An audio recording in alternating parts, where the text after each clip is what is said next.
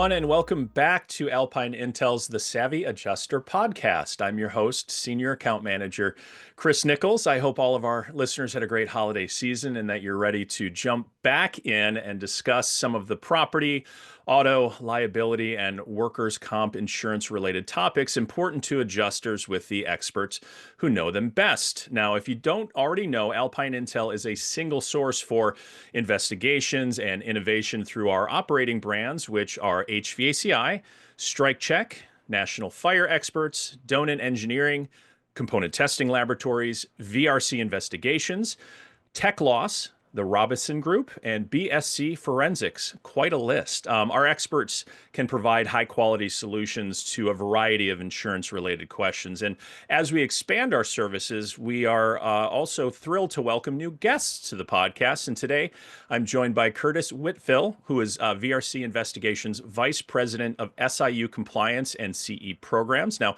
VRC is a part of Alpine Intel's anti-fraud services, and Curtis is here to talk about why scene investigations are so key to getting accurate information when seeking a claim resolution. Now, just a quick disclaimer before we jump in. Each claim obviously is unique, and on this podcast, we'll be speaking in general terms. It's always important to get an expert assessment to make sure you have the facts you need to make an informed settlement decision. That being said, Curtis, thank you for joining me on this episode. Hey, thanks for inviting me, Chris. I appreciate it. Absolutely. Well, before we jump in, we always like to get to know our guests a little bit. So would you mind terribly sharing a little bit about your professional experience surrounding insurance and investigations? Yeah, of course. So I, like a lot of investigators that do the type of work that I do, began in law enforcement. Back when I was probably too young to do it, I was 20 years old and went through a police academy at a city that was about 200,000 people. And I learned a lot in my first 10 years. And then I moved into doing investigations, accident reconstruction, and did quite a bit of that, which led me into going to work for insurance companies and adjusters and attorneys doing accident reconstruction in the private sector. And that's where I started to meet a lot of insurance people. And that's where I really kind of fell in love with insurance work and the claim work that I'm doing today. I did do some private investigator work on my own back then for about 5 years, where I did surveillance and then I did some accident reconstruction to kind of supplement that. Then I went to work for the Texas Department of Insurance Fraud Unit. So I got to see the regulatory side of things. And then I left there and went to work for my first insurance company at USAA. I spent about 10 years there, and I learned a lot about how insurance works from a large organization perspective. And I had many roles there as a claims adjuster, manager, and a fraud investigator. And then from there, I went to work for a self-insured and did that for about 5 years. I worked for Avis Budget Rent-A-Car, so they have a lot of fraud in the auto industry. So I worked there, and then I left there and went to work for a fire investigations company, and I was a branch manager there. So, and then lastly, I'm where I'm at today at VRC Investigations. And each one of those roles has provided me a different viewpoint of the industry and given me a lot of experience that now I can share with our clients and the people that work for us as we, teach our investigators how to do the job the best they can. And a lot of them may not have the same background experience I do, but they do have, investigative experience. They have that curiosity and that ability to interview people. So that's where I'm at today, and really love what I do. Well, you named off about 1,000 things that make you a very qualified guest for this episode. So we're thrilled to learn a little bit more about scene investigation, and I really appreciate you being here. So let's dive in. So of course, we recognize the importance of getting someone on site for a variety of claims. But in your experience with VRC, what types of claims have you found benefit the most from a scene investigation? Well, we want to help our, clients do whatever they need help with, but we're most successful on the cases where, for them, they have information that they feel like, from gut instinct that, is there, but they just can't either get it from, the resources they have available to them.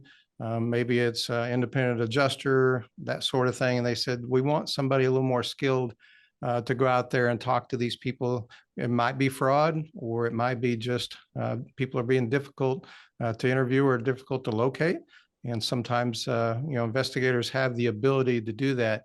Many of our investigators, come and work in the geographic area where they're at. They've come from law enforcement or come from some sort of other investigative background in that area. So they're very familiar with the locations, the first responders, the people that are there. They're familiar with the neighborhoods. So all of that stuff helps and gives us an advantage when we go out there and do our scene investigations. It's good to know about the individual investigators living in the areas. I'm sure that that's important. So you're not sending somebody from California to work a claim in West Virginia. And again, to your point, they may not be familiar with the local authorities, people on site. So no, that's fantastic to know that they are local and kind of have a feel for the area. So awesome. Well, um, next question I had for you, really, as far as what are some things that in a claim that may point to the need to get somebody out on site? Things that an adjuster may notice, or things that just kind of raise a red flag and say, "Hey, I need some additional assistance on this specific claim." I think that when an adjuster, like I mentioned, that gut instinct that they have, when they sense, that there's something more to than what they're being told, something that, is maybe the claimant or the insured is challenging them on their, credibility, their investigation, their ability to do it. That's a good time to maybe send somebody out there to personally speak to those people. It's funny, Chris, because sometimes the insured or the claimant, if they're being difficult, they feel like they're just going to be talking to somebody on the phone continuously. And when they realize somebody's going to come out and actually speak to them, that kind of changes things. And sometimes, the person, if it's a fraudulent claim, they might double down and, just go ahead and take it. And, they're expecting it because they might be a professional claimant. Or it could be that if they are trying to commit fraud and they didn't want to talk to anybody, they just withdraw their claim. But it could be that we need to go out there and get some issues resolved that's going to help that adjuster, pay the right amount on that claim and make good decisions on that claim. And really, that's where, we really, do our best work, is when we come back to the adjuster and give them something that they really, found useful. Things where, there's short-lived evidence, things where the witnesses, are known to have been present, but they couldn't be identified. Claims where video evidence would be helpful. So if we can go out there and locate video evidence, maybe it's a Ring doorbell from a neighbor, maybe it's a camera that's on a pole and no one knows who owns that camera. So things like that are really, things where we can be so helpful to our clients. Do you find you said something kind of interesting about withdrawing a claim? Once a claimant finds out that, oh, well, there's going to be somebody coming out to do some additional research. And not that you have percentages by any means, but do you find that often, where just simply even contacting VRC and then letting the the insured know that somebody's going to be coming out does cause a fair amount of claims to be withdrawn at that point? Well, the the adjusters are very experienced at their work as well. So they, again, have that gut instinct, or they see red flags, they see something, sometimes their hunch is right. And that's exactly the right step to take. Go ahead and arrange for an on-site visit, arrange for a scene investigation to clear up any details. A scene investigation is not just, going to the scene. It's could be a neighborhood canvas, could be going to the scene and meeting with law enforcement there, could be talking to neighbors, expanding out from the scene. So, when we talk a scene investigation, it encompasses, all of those things. You're going to the location. You may not be just like a forensic, investigator going and looking for forensic evidence. Your evidence may be next door, maybe down the street, maybe talking to the neighborhood association, could be talking to the police officer that's assigned, that particular area as their, community policing.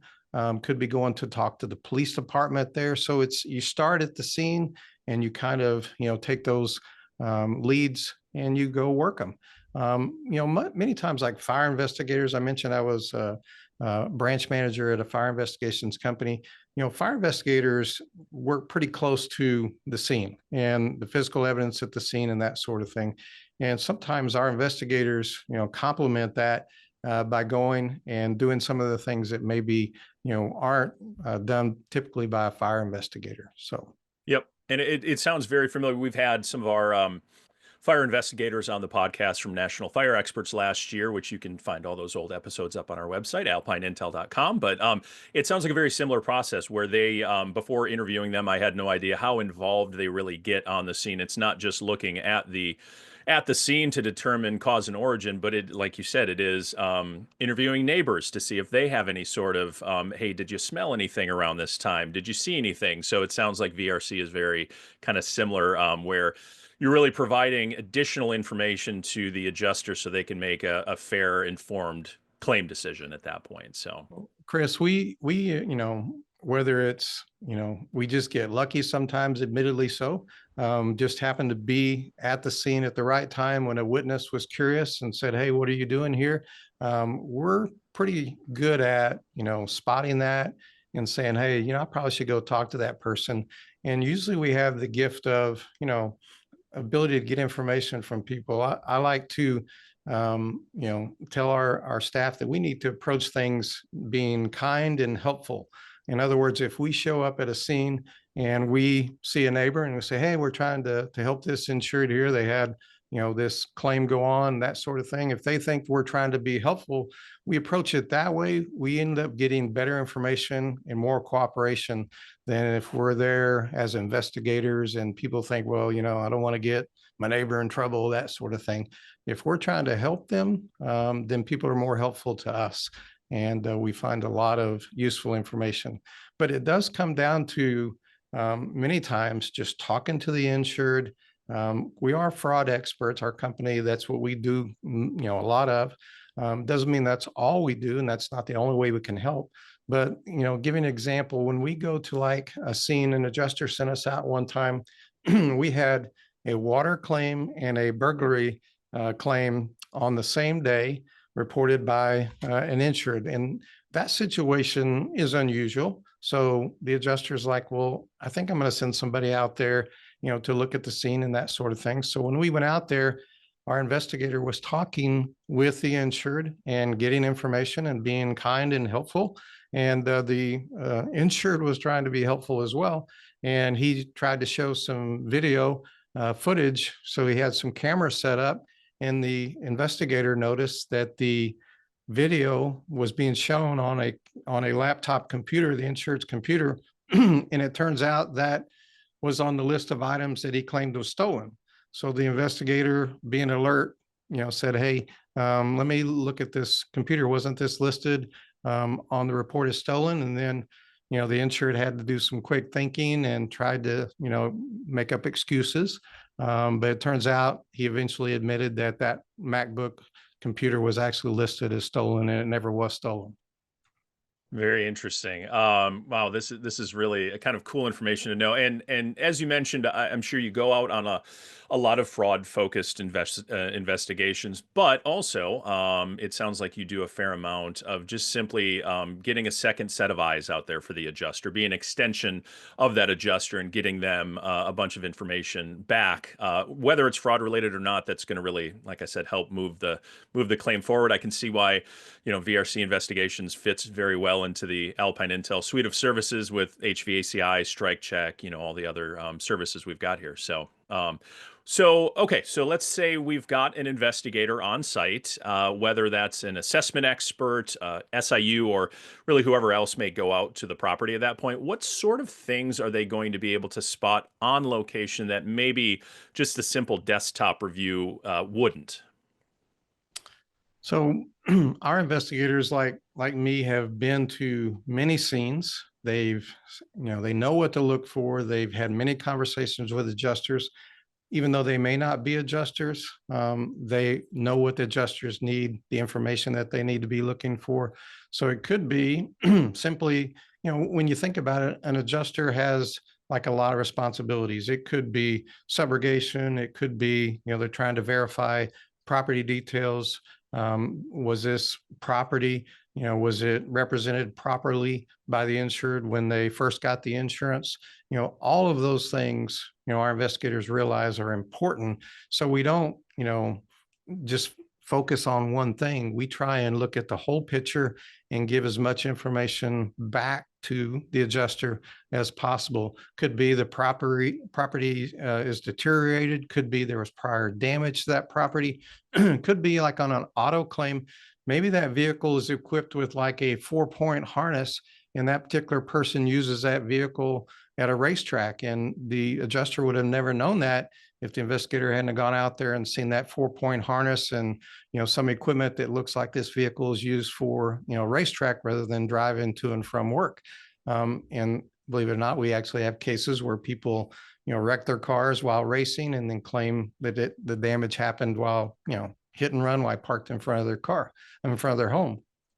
And then you could have situations where you've got water damage, hail damage, fire damage, all those things that adjusters have to deal with on property claims.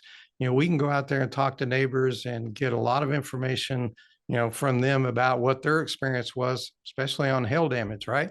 Wouldn't all of the homes in that particular area, suffer some sort of damage or possibly suffer some damage? And wouldn't it be likely that one of those neighbors would have that information? That kind of information is difficult to acquire if you're working a claim, from behind a desk. So that's where going to a scene just provides and opens a lot of doors and a lot of information. It's not for every claim, but for those claims, again, where the adjuster, runs into a roadblock or thinks, what, this could be useful. We've been very helpful to many of our clients. Sure. And I would imagine at some points an adjuster is just overwhelmed with workload and may just need to lean on you a little bit to say, "Hey, I need your help. I need you to be me there, and let me know what you see." So, yeah, a lot of use cases to send VRC out to a claim site. Kind of going back to recovering video footage, right? Which I'm sure can be helpful. You mentioned something, and I'm sure it's relative. I say relatively easy, using air quotes, to get it from the insured because you're there, you're on there on the behalf of their insurance company. But you mentioned Ring doorbell cameras, and I know in my neighborhood, if anything happens, I've got a text chain with my neighbors, and they say, "Hey, can you pull your footage, Chris? I think a package may have been stolen." I mean, it is a fantastic tool, but how easy, or just talk about that process of getting that from, say, somebody who's not the insured walking across the street. How do you approach that, and how do you get that footage from somebody that's not even involved in the claim, really? Well, kind of what I indicated earlier, if we go with the kind, helpful approach, we're trying to help your neighbor, we're trying to help this situation, that situation. People, generally want to help other people, and they generally don't mind cooperating. And, it's those situations that we approach, tactfully, but also very, curious. And sometimes we go out there and we knock on the door and no one answers. And, if you're like me, people come to my door, maybe want to sell me something, that sort of thing. And, it's tough to get people to answer the door, but, it's not like any magic formula when doing it. But if you knock on a few doors, you get them to open the door, they find out what you're doing there, they're probably going to be doing just what you said. Call their neighbor and say, "Hey, Bob over here is assisting, on our neighbor over here. Can you, go ahead and give him your Ring doorbell? He's legit," that sort of thing. It's so surprising how much cooperation just unfolds. And it just came from talking to one person and then them leading to you to another one and to another one. And it's really pretty exciting when that happens, because you realize you're about to get some really useful information. Another piece of the puzzle to help kind of figure things out. Yeah, and you're right. To your point, it makes sense if they're on good standing with their neighbor. Their neighbor's probably going to want to help them out with that video footage to help you and help their insurance company get them the claim that they're looking for. So So VRC and other Alpine Intel experts, we may conduct interviews like we talked about and have been talking about to consider alongside of physical evidence, right? That kind of Johnny on the spot information versus physical evidence that you're seeing. So you talked about neighbors, but what are some other important people to seek out during these interviews? So, first responders are kind of overlooked. People often think, well, I'll just get the report that they wrote, or I'll just get the official police report, and I'll have all the information that law enforcement or anybody has, right? And that's not ever the case.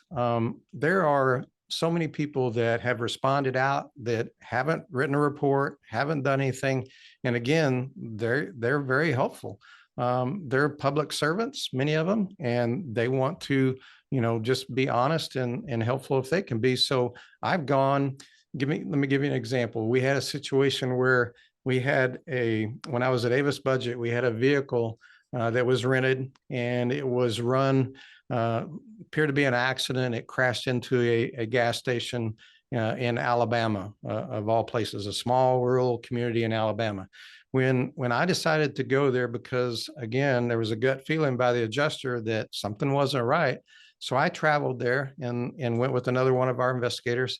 And the first thing we did was just observe the business and see what they were doing. And it was reported that the business was out of business, couldn't do any business, and they were completely, in need of help. And they were going to have a business claim because they couldn't operate their business. Well, right off the bat, we observed them operating business, people, going in. So we decided to back off and see what was going on. And it turned out in that particular case, we went there just to the scene to see it happen, but we waited just a little bit and we saw a vehicle that left there, and we followed it, and it went to another location. And it just turns out, even though it was reported that the truck driver didn't know the gas station owner, the vehicle that left the store was an employee, and it went to a location where, believe it or not, the person who rented the truck had listed that address when he rented the truck. So we were like, okay, this is pretty good information. So all it was originally to go to the scene, and it turned into that. So then I said, well, I'm going to go talk to the local police. So we drove down, spoke to them, and the police officer, being very helpful, said, hey, here's all the 911 calls. Here's the businesses that have cameras that were facing that area. And by the way, my uncle, he lives over here, and he lives near the people that you're looking for. So why don't you go talk to him? So I'm just like, I come out of there with all kinds of leads. Again, it was just meant to go to the scene, but the investigators have the ability to see things, observe things, and then make other decisions and follow those leads. Sure.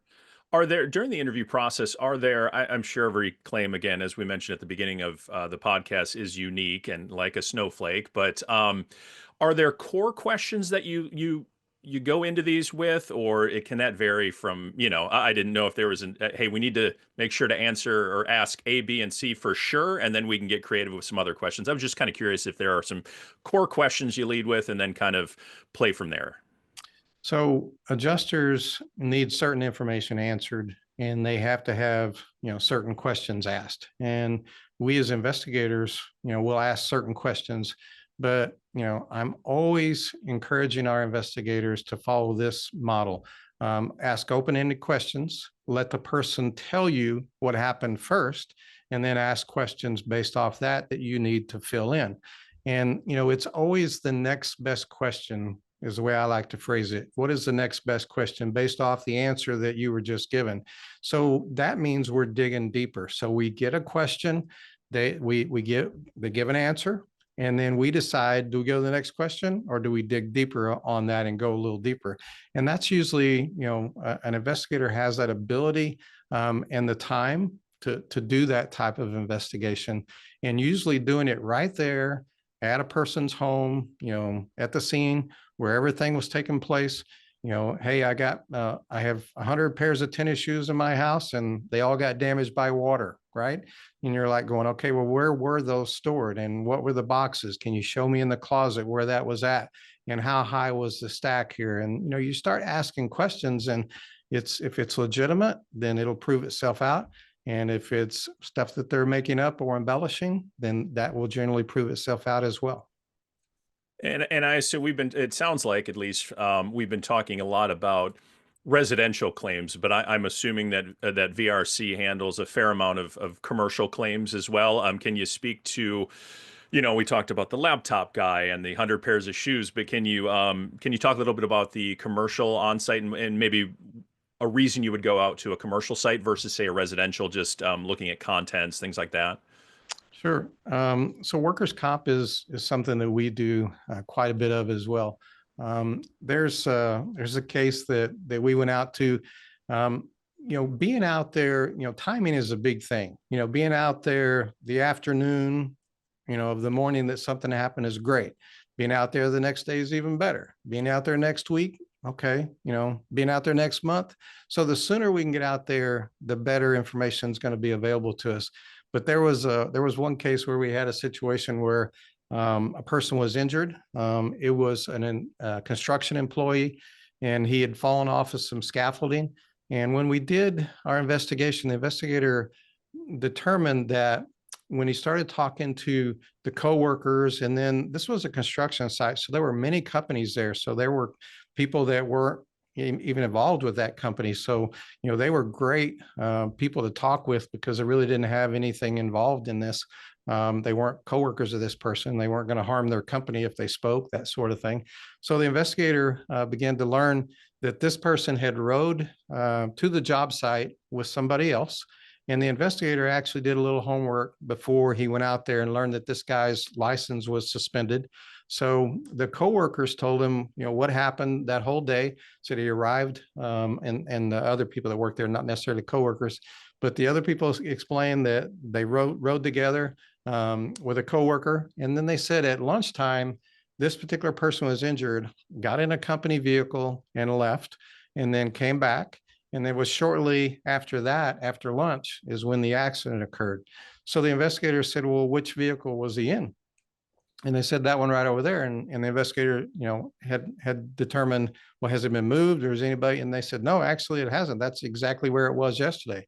So the investigator went over there, looked inside, and there's beer cans inside the vehicle. So those are things that, would not have been discovered unless the investigator had gone to the scene, spoke to people, got that information. Now it may not be great information for the insurance company, but at least it gives them a very clear picture of what transpired, what took place, so they can make decisions that they need to make about their claim and about their insured and that sort of thing. And just to confirm, beer cans in a vehicle, not a good thing. Is that correct? Not Well, generally accepted. and going deeper, the witnesses, all reported that the person appeared intoxicated and all of those things as well. So Sure. it's just one of those things that you hate to see it happen, but the investigator goes out, gets the information, and whatever is discovered is reported back to the client, and then they can make their claims decisions based off that information. That's one of the things our investigators do. We give them all the information. If we go out there and take 100 let's say 10 statements, and 8 of them favor the client, but 2 of them don't, we give them all 10. They've got to have all 10 of them. So we give them the information the way we got it. We don't we're fact witnesses, so we don't we're not expert witnesses. Where expert witnesses give their opinion. That's the difference between sending an investigator out from our company or sending out a fire investigator or engineer. We're fact witnesses, so we gather the facts. I think that workman's comp example you just gave is a perfect example of a nice blend of needing interviews or witnesses and the physical evidence, right? Like you said, beer cans, it's subjective. It could have happened 2 months ago, right? But along with the witness testimony of, yeah, they seemed a little off that day. It's a perfect combination of, again, the value and the service that VRC can extend to adjusters that need it. So I appreciate you sharing that example. You've shared a lot of examples, and I've loved hearing them. Obviously the laptop, the shoes, the beer cans in the car. But we always like to wrap things up with a real life example, and you've kind of beat me to the punch by giving a bunch of those, but I'm just curious if there's any others that stand out, and I don't want to call them funny or amusing because obviously, these things can be serious, but not to set the bar, but we have talked about exploding toilets on this podcast, Curtis. So is there any other kind of final examples of where VRC investigation went out to a claim site, provided information back to an adjuster that helped them settle the claim, but that was just a unique situation? Anything off the top of your head you want to share with us here today? So, some of our listeners here may have had, maybe be property adjusters. They handle mysterious disappearance of jewelry, that sort of thing. And there's sometimes when our, investigators go out, we want to do what we call an unannounced visit. In other words, it's not scheduled. No one knows we're coming. And those are the perfect examples to do those on, is when you have a mysterious disappearance of jewelry, especially if the adjuster, suspects that this may not be, a legitimate loss or mysterious disappearance. So there are several instances where I've done this, but one instance in particular where I did this, and it was a wedding ring that was missing. And I'm not a jewelry expert. I don't really know, enough about jewelry to distinguish one from the other, but I can certainly determine when somebody's reactions are a little bit, off.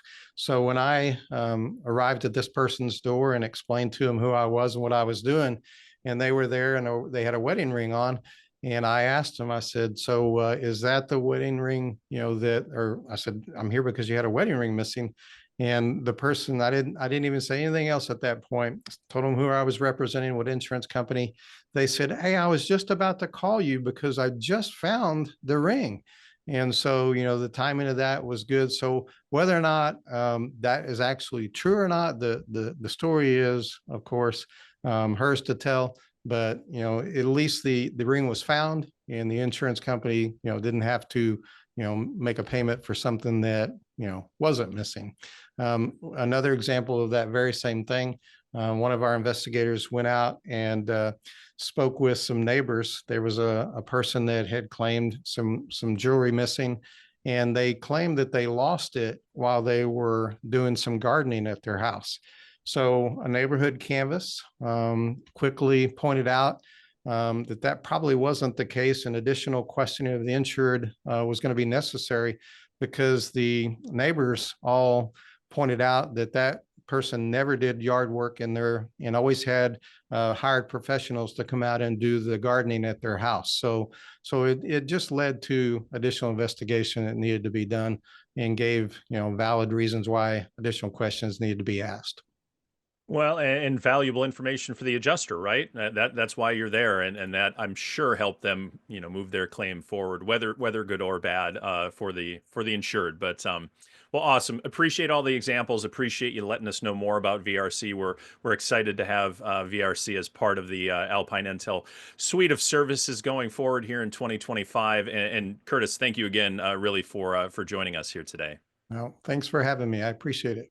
Of course. And thanks to everyone who's listening. Obviously, you can find additional resources about scene investigations and signs that a claim may warrant an additional assessment in our show notes. So make sure to check those out. And of course, I say it every time, but make sure to subscribe to the podcast. This ensures that you never miss an episode. We've got a bunch of great topics coming up as well here in 2025. And finally, it goes without saying, but I'll say it again. If you have any claims that need a specialized objective investigation, you can submit an assignment to us, or simply just get more details about how our suite of services can bring you the answers you need to feel confident about your claims decisions at our website. And that is always alpineintel.com. Appreciate you joining us here today and for listening, and we will see you next time.